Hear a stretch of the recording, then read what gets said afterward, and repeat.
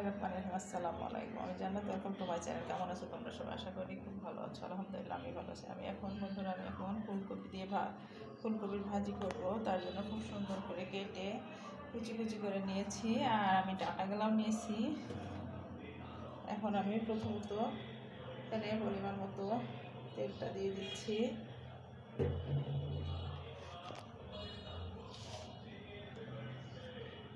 আমি মাছ ডিম কোনো কিছু ইউজ করবো না, জাস্ট একটা কোয়া রসুন দিয়ে দিলাম, জাস্ট একটা কোয়া রসুন।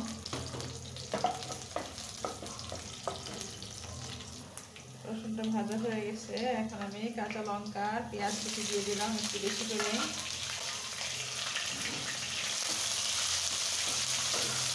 এখন এটা আমি খুব সুন্দর করে একটু ভেজে নেব।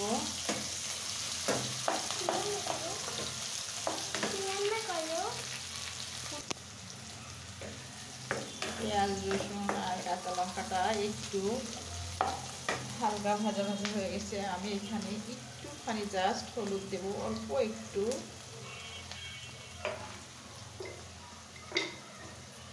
আর এই যে পরিমাণ মতো লবণ দিয়ে দিচ্ছি। এছাড়া করবে জাস্ট একটা ম্যাজিক মশলা, এছাড়া আর কিছু দেব না।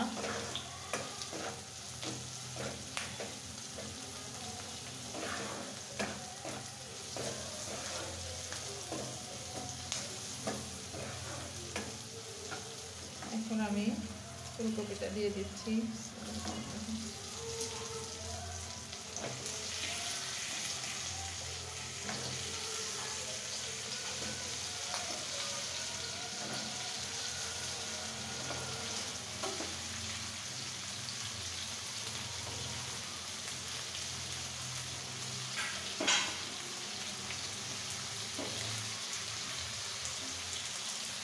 দিয়ে আমি এখন খুব সুন্দর করে এটা ভেজে নেব।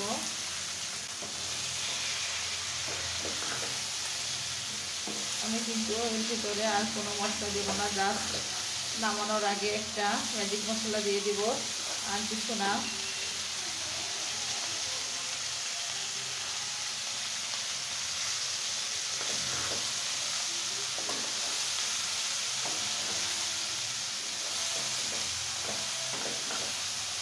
আমি এখন এটা ঢেকে দেবো, তা না হলে সফট হবে না কিন্তু।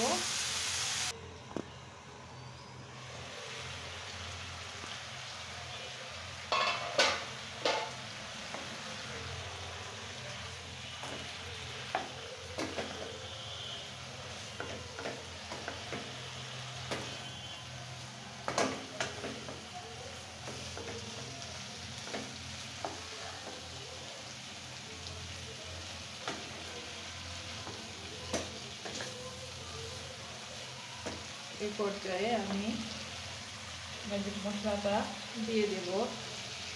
স্বাদটা অনেক গুণে বেড়ে যাবে মশলাটা দেওয়ার কারণে, কারণ এখানে আমি আর এক্সট্রা কোনো মশলাই অ্যাড করি নাই।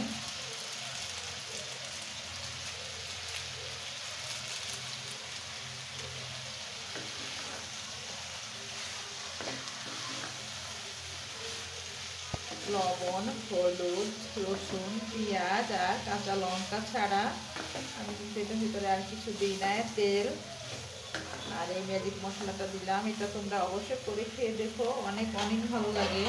রুটি, পরোটা, ভাত যার সাথেই খাও না কেন। আমি আবারও 5 থেকে 7 মিনিট রান্না করে তোমাদের কাছে ফিরছি।